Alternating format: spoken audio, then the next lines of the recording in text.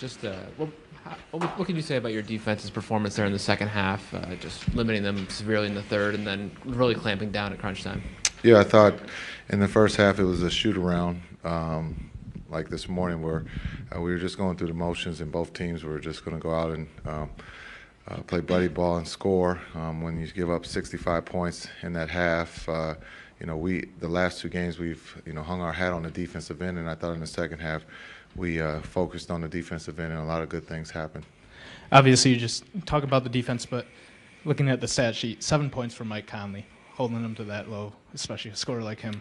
What can you say just about the efforts that the point guards put on him? It was quite a few guys had their turn. We just tried to wear him down.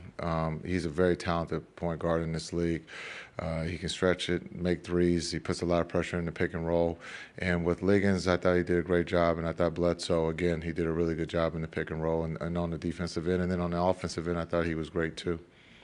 So often we end up talking about John Henson defensively, but tonight he was just kind of in that pinch post area and seemed to make the right decision every time. What does that mean for you guys to get another guy that you wouldn't maybe necessarily expect to be a playmaker to make the plays? Yeah, I thought the guys did a great job at carry over from shoot around this morning on the offensive end of understanding what we thought was going to be available.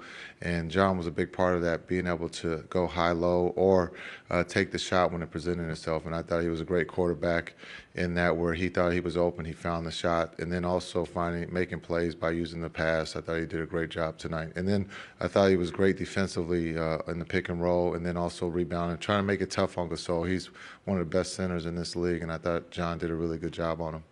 Jason, a couple weeks ago you talked about after that game against the Thunder, you got beat by grown-ups. Well, a lot of grown-ups on that Memphis squad too, and there was ties and lead changes and big swings. And that, from one game to the next, that's a pretty big sign of growth. No? Yeah, I think our growth started down in Texas. Once we got Bledsoe, guys started to focus a little bit more on the defensive end, and that's kind of our MO. But I think the big thing is just understand we were down, I think 5 or 7 points there with 7 minutes left, and normally that game gets away from us. And tonight, the guys when we came back with the starters, we went on a run, but it started on the defensive end. And again, Giannis, we can count and look and watch Giannis, but we need everybody to participate on the offensive end. And I thought he did a great job of finding guys. Coach, can you speak to the starters 4 of the 5 in double digits tonight, and the bench was outscored, but when you get that type of production from starters, then it doesn't mean that the bench has to carry such a load then, right? Yeah, I think, again, our bench has been great, before this game. And I understand Malcolm, I think, got in foul trouble, so that kind of took a little steam out of his sail. But I thought, again, the starters did a great job in understanding where the time and score and what they had to do, and that was to get stops when they came in that fourth quarter. So sharing the ball, again, Bledsoe, I was going to call a timeout at one point, but he's a little quicker than I anticipated, and he ended up getting a layup. But, I think if we can use his speed, understanding everybody thinks we're going to play to Giannis every possession, but I think he's starting to understand how to use Giannis. And down the stretch, we got stops, and then also we got, we made some shots that we needed to. And understanding, everybody wants the ball down the stretch there, and I thought they trusted Bledsoe to make a play.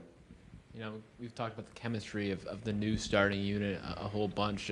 For them to come in with a deficit with 7.5 minutes to go and kind of just collectively know exactly what they need to do. Like, what goes into building that over less than a week? Trust and communication and participation by the guys. And I think understanding what Bledsoe brings to us tempo-wise on the defensive end is something that we haven't had, and so it's nice to see. And then on the offensive end, just being able to share the ball and trust that someone's going to make the right play, and you can see that. There was a flurry there late, Jason. I think it was tied at 96. You were working your way back. Snell hits a 3, you tie it at 96.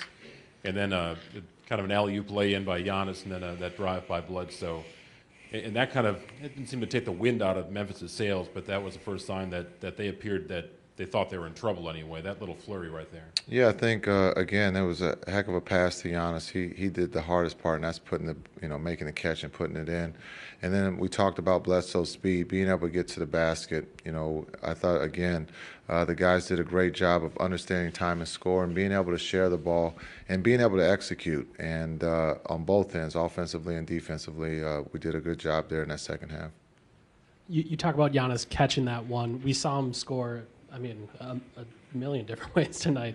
What does it mean for your star to show that trust that he can play off ball and make those type of plays? Yeah, I think he's going to get a lot of attention. He's going to always see 2 to 3 bodies, and I think he's showing his patience and his maturity to be a decoy at sometimes, and being able to let his teammates score, and it'll just make the game a lot easier for himself, but for everyone. And he's going to score the ball. He's going to touch the ball, but I think also what's underrated or hasn't been talked about is his playmaking, being able to find the open guys.